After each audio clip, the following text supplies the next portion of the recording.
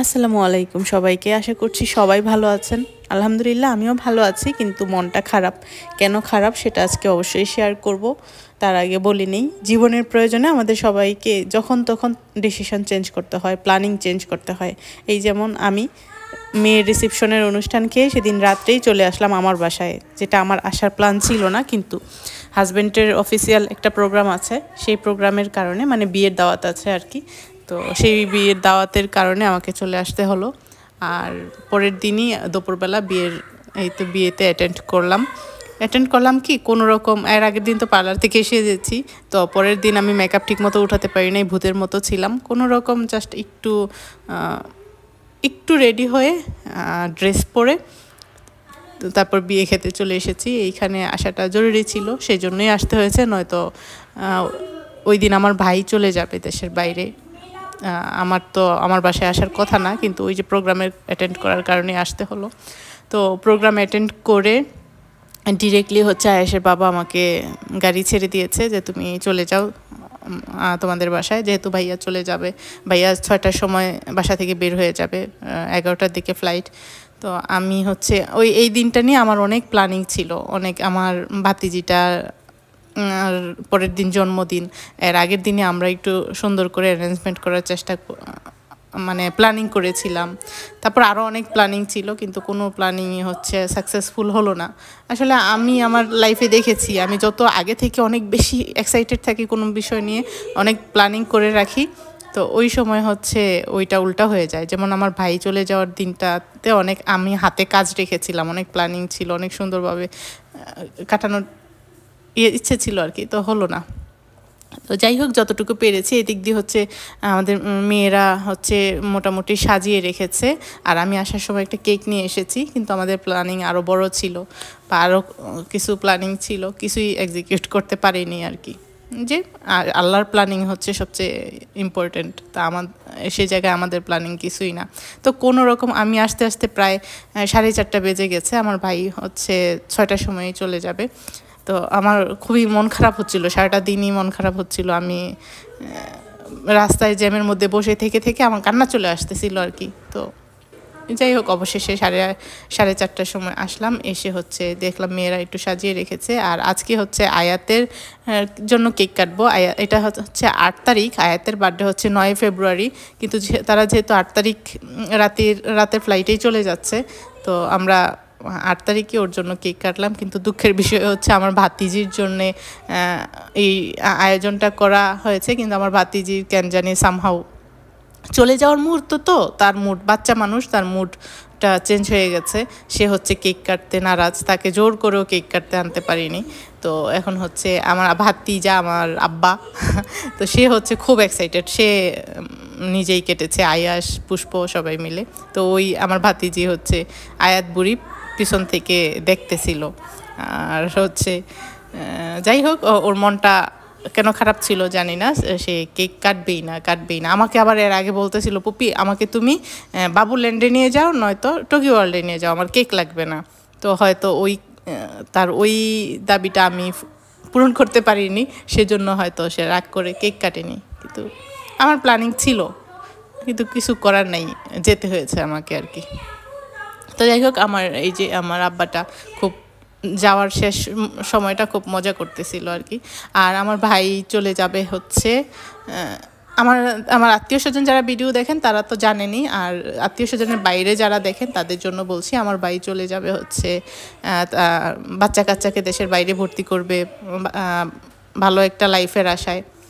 বাংলাদেশে তো আসলে বাচ্চা কাচ্চার পড়াশোনা, ফিউচার, কোনো কিছুরই সিকিউরিটি নাই বর্তমান যে অবস্থা। সব কিছু মিলিয়ে আমার ভাইয়া হচ্ছে নিউজিল্যান্ডে সেটেল হওয়ার জন্য যাচ্ছে। তো সবাই দোয়া করবেন আমার ভাই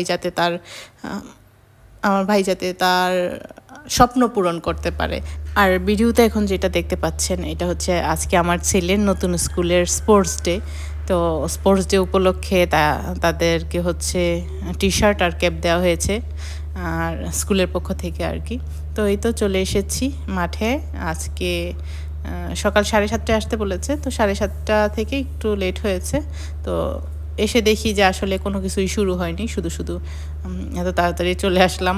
এটা আমার বাসার পাশেই, তো এত তাড়াতাড়ি না আসলেও হতো, কিন্তু আমি ভাবলাম যে যেহেতু টাইম দিয়েছে 7:30টায়, টাইম অনুসারেই যাই। তাও একটু লেট করে এসেছি। আর আমার ছেলেটা হচ্ছে কোনো একটা জায়গায় গেলে খুবই শান্তশিষ্ট হয়ে থাকে, সেজন্য তার টিচাররা তাকে খুব পছন্দ করে। তো যাই হোক, আমি তো আমার ভাইকে বিদায় দিয়ে, ভাই ভাবি বাচ্চাদের বিদায় দিয়ে পরে সন্ধ্যার পরেই চলে এসেছিলাম আমার বাসায়। আর আয়েশের বাবা হচ্ছে অডিটে চলে গেছে ঢাকার বাইরে। এবার ও অডিটে গেছে বরিশাল, বিখ্যাত জায়গা, তো বরিশাল অডিটে গিয়েছে। তো সেজন্য হচ্ছে সে আমার ভাইয়ার সাথে দেখা করতে যেতে পারেনি যখন ভাইয়া চলে যায়। তারও হচ্ছে বরিশাল যাওয়ার, সে এবার ফার্স্ট টাইম লঞ্চে উঠবে, মানে বরিশাল যাওয়ার উদ্দেশ্যে আর কি। এর আগে লঞ্চে উঠেছে, কিন্তু বরিশাল সে প্রথম যাবে। সে তারও বরিশাল যাওয়ার লঞ্চ ছিল হচ্ছে 8টার সময়, না যেন কয়টার সময়, সে বাসা থেকে 6টার সময় বের হয়ে যাবে। তো সেই জন্য হচ্ছে আর সে আমাদের বাসায় যেতে পারেনি, আমাকে ছেড়ে দিয়েছে ওইদিকে। আর ও বাসায় চলে এসে রেডি হয়ে অডিটে চলে গিয়েছিল। তো আর আমি হচ্ছে আমার ভাই ভাবি বাচ্চাদের বিদায় দিয়ে পরে বাসায় চলে এসেছিলাম। বিদায়টা যে এত কষ্টের হয় আসলে এবারও তার প্রমাণ পেলাম। আমার ভাই কিন্তু সেই স্টুডেন্ট লাইফ থেকেই দেশের বাইরেই আসা যাওয়ার মধ্যেই আছে। তো ও যখন প্রথমবার চলে যায় তখন খুব বেশি কষ্ট পেয়েছিলাম প্রথমবার যখন যায়।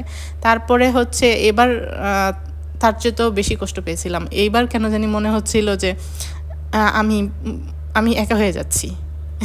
আমার সবাই আছে, আমার ভাই বোন, বাবা, হাজব্যান্ড সবাই আছে, তারপরও ওর চলে যাওয়াটাতে আমার মনে হচ্ছিল আমার কি যেন নাই, আমি একেবারেই একা হয়ে যাচ্ছি।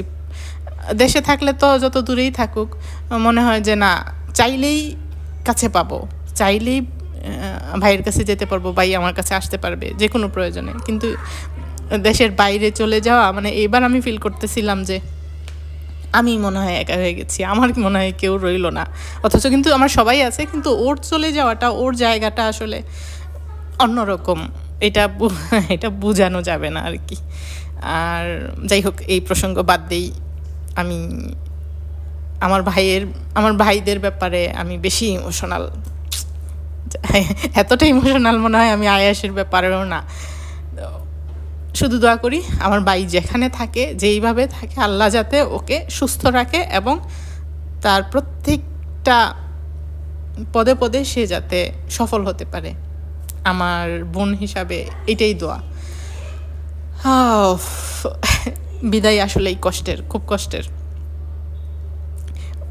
আমার ভাই চলে যাওয়ার সময় না আমি মুখ দিয়ে কোনো একটা শব্দ উচ্চারণ করতে পারিনি। আমার এত কান্না আসতেছিল, হাউমাউ করে কেঁদেছি, কোনো কথা বলতে পারিনি, আল্লাহ হাফেজও বলতে পারিনি, কারণ শব্দটা উচ্চারণ করলে মানে পারতেছিলাম না আর কি শব্দ উচ্চারণ করতে।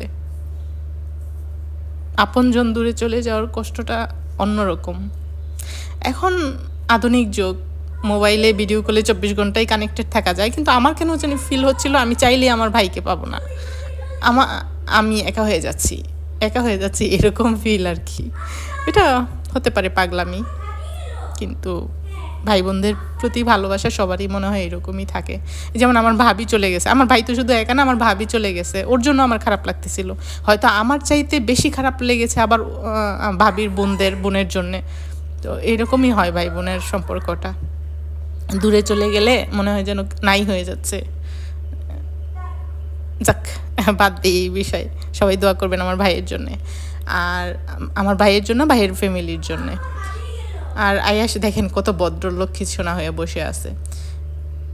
ও হচ্ছে শুধু আমার সাথেই বাসায় দুষ্টামি করে, আমার সাথে, ওর বাবার সাথে।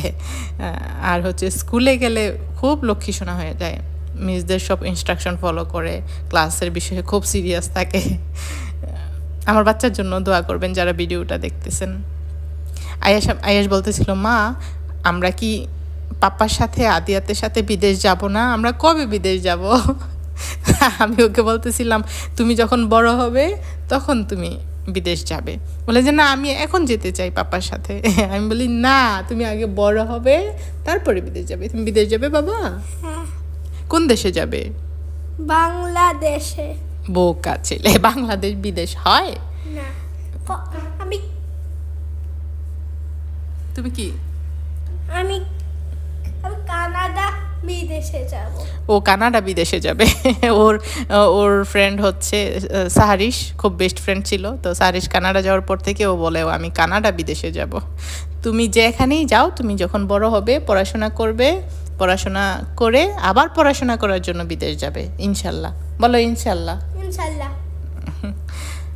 আর হচ্ছে এই তো বিশাল বড় মাঠ। এই মাঠের মধ্যে এক এক সাইডে এক এক রকম, একদিকে খেলা হচ্ছে আরেকদিকে ডিসপ্লে হচ্ছে। তো ওর নতুন স্কুল তো, এই প্রথম অ্যাটেন্ড করতেছি ইয়ের মধ্যে, প্রোগ্রামে, খেলার প্রোগ্রামে। তো আমার কাছে কেন জানি ছন্ন ছাড়া মনে হচ্ছে। যে কোনো একটা থাকবে মাঠে, হয়তো ডিসপ্লে করলে ডিসপ্লে থাকবে, খেলা দিলে খেলা থাকবে, না এক এক সাইডে এক একটা হচ্ছে। তো আমার কাছে বেশি একটা ভালো লাগেনি। তো যাই হোক, আয়াস হচ্ছে খেলা অ্যাটেন্ড করেছিল। ওদের দুইটা খেলা ছিল, একটা হচ্ছে 50 মিটার দৌড় আর একটা হচ্ছে চকলেট দৌড়। তো দুইটাতেই অ্যাটেন্ড করেছে, কিন্তু হচ্ছে আমার ছেলে সবার পিছনে ছিল। ও খুব বেশি স্পিডে দৌড় দিতে পারে না। আমাদের আদিয়াত আবার খুব দৌড় দিতে পারে, একদম লাফ দিয়ে অনেক দূর যেতে পারে। কিন্তু আয়াস একটু না, মানে লুতুপুতু টাইপের আর কি।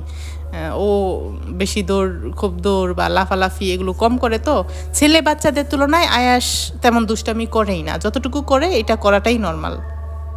দুষ্টামি, দৌড়াদৌড়ি, লাফালাফি ও খুবই কম করে ছেলেদের তুলনায় আর কি। তো সেই জন্য হচ্ছে খেলার ব্যাপারে অত একটা এক্সপার্ট হতে পারে নাই। তো আমি জানি সে সবার পেছনে পড়ে থাকবে, তারপরেও আমি তাকে বলেছি যে না, তুমি সব খেলায় অ্যাটেন্ড করবে। তো যাই হোক, কিছুক্ষণ রেখে তার খেলা শেষ হওয়ার পরে হচ্ছে ওই দিন আবার খুব কুয়াশা ছিল। এটা 10 তারিখে, এটা 10ই ফেব্রুয়ারির ব্লগ, মানে খেলাটা হয়েছিল আর কি। তো ও খেলা অ্যাটেন্ড করার পরে হচ্ছে আমি ওকে নিয়ে বাসায় চলে আসি। আর এই যে কুয়াশা দেখতে পাচ্ছেন, এই কুয়াশায় আমার সর্দি লেগে গেছে। তো আজকের ব্লগ এই পর্যন্ত।